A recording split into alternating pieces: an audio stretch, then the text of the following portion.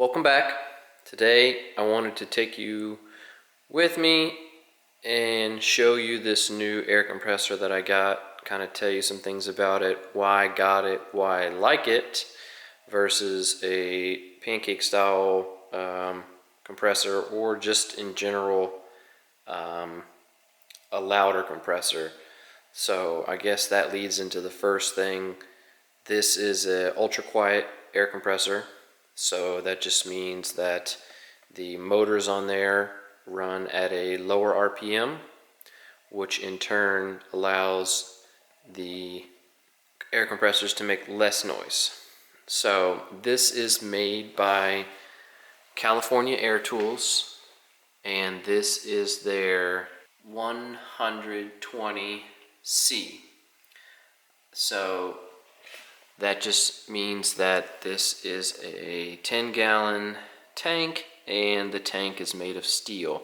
I did find out after purchasing this that they do make an aluminum tank model, which in hindsight would be a better option if you wanted to spend a little bit more money and have the tank last as long as it, as long as you don't puncture it, it should last a long time, just because of the factor of rust. So like here where I live in the summer, it's real humid, so when this thing runs in the summertime, it's gonna draw a lot of moisture into the tank, and so I'm gonna have to keep on top of it with making sure I drain the tank. So first, there are two motors, one here and one here, and they basically run to pump, make air, compressed air. They have air filters here and here, which was new to me, and these are oil-free pumps. So California Air Tools says they should last about 3,000 hours, I believe it was, but regardless, it should last quite a long time, and it's a 2 horsepower unit, I believe. I'm pretty sure it's 2 horsepower. So it comes with this setup up here where you have your tank pressure, your regulated pressure gauge if you needed to dial back how much air you are going to use. So if you were using a tool that had a max PSI use of 80, 90, 100, whatever, but this does max out at 120. So it has the dial here and then a safety valve. So this safety valve will, you can actually push this in and let out air on its own, or once it reaches 120 psi, it purges out of here, and you'll see that later when I run it. And I did find out from the manual that this right here is a easy start valve. So basically when this thing starts up, this valve allows the motors to kick on easier. So it's almost immediate, and then once they kick on, the valve shuts, and then it can run beyond that. So you have your switch here. It only works with auto or off. So it will run once it gets down to 90 psi. It will cut back on and come up to 120 if you are not using any air in the meantime. So I basically wanted to, I guess I should mention these. I did notice that this comes with universal quick couplers. So that's nice that you can use different styles of air fittings. So like on here I have a T-style fitting, And then if I wanted to use this V style, it just pushes right in. All right, so it was a little difficult to do one-handed, but basically this is a V style fitting and this is a T style fitting, so it should fit most of them. You know, this V style fits better, so there's no wiggle, but for instance this T style is has more play, so you can kind of see how that is. But I was thinking that I would have to maybe switch these out to make them work with these things, with these new ones that I got, but evidently I do not. So what I'm going to do is I'm going to drain the air out of this tank, and then we're going to go through, you know, the startup and show you how long it takes to fully fill up the 10-gallon tank from 0 to 120 psi, and then we're going to go through a cycle of going from 120 psi down to 90 and then it coming back up. This has a really good refill rate, whereas something like this little Bosch one here is not so good, and this thing seems like this compressor seems like it's twice as loud as this one. But we're going to go through both of them. I'll kind of show you, and hopefully the sound comes through correctly, because I want to be able to show you how quiet it is over, you know, a little noisy Pancake compressor or maybe a different one. Alright, so I'm completely empty, and what I'm going to do is go down here, and there is a little valve down here that I'm going to close. I'll show it to you. It's nice that it is directly on the bottom of the tank. That way you don't have to like tilt the tank if you're trying to drain out the moisture, versus this one, the valve's over here on this side, which is kind of a pain in the butt, because when you drain the tank you got to hold it sideways at an angle, and then when you do that the valve actually hits the ground because it's so low, so you kind of have to hold it in the air while you're draining the air out. So we have that valve closed. What I'm going to do is I'm going to start this up. What you're going to hear is it's going to be slightly louder than normal when it first starts, and then once it builds back pressure it's going to go quiet, and then it's going to pump up until the safety valve kicks on to equalize when it hits 120 psi. So let's do that now.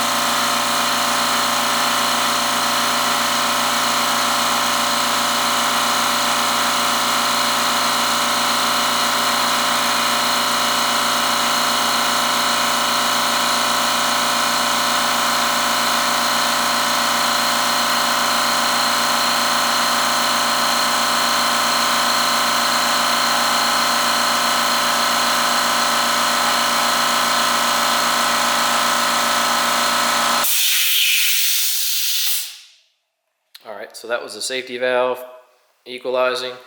We are up to 120, and that took almost right at 2 minutes to accomplish that. And you know, that is not so loud that I don't have to wear earplugs when that's running. You know, the loudest part about this compressor is going to be the air coming out of the actual air nozzle. So what I'm going to do is this little Pancake compressor, and what I'm going to do is turn this one on, and we're going to time this one out as well. Alright, so we're at 0. Let's go ahead and click this on, and let's see how long it takes.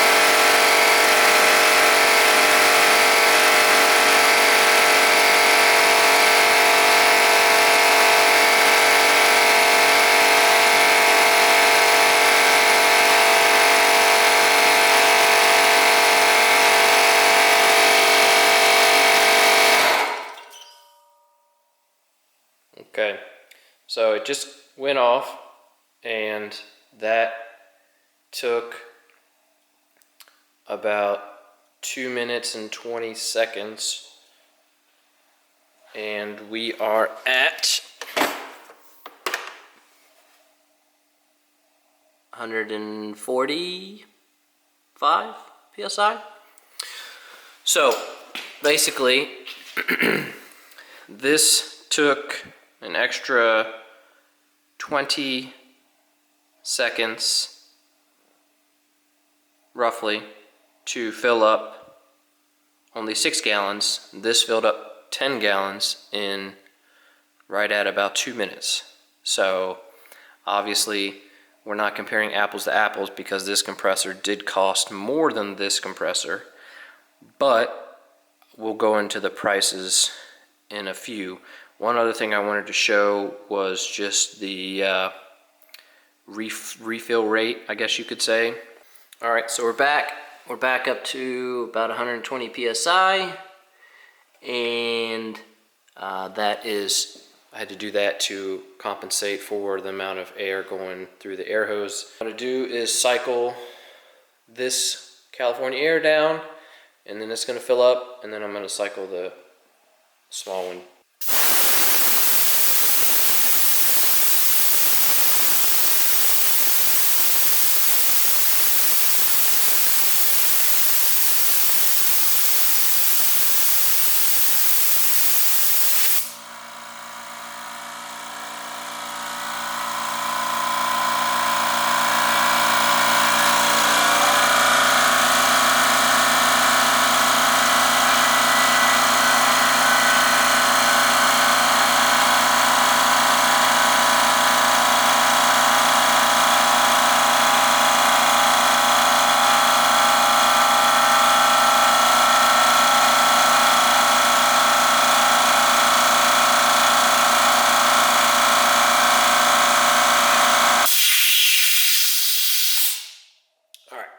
back up to 120, and that took about 35 seconds. I will say that there's a difference between these two in kind of where they come on and cut off. So this one comes on at 90 psi, and then it's going to go off at 120 because max pressure for this is 120. This little one here, the max pressure is listed as 150, but you can see, you know, we're at like 140.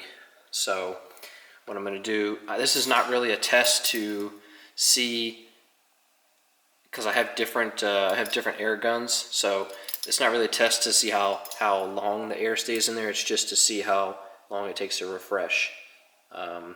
So let's run this one down. I think this one cuts on at like 120 just because of the small compressor size. So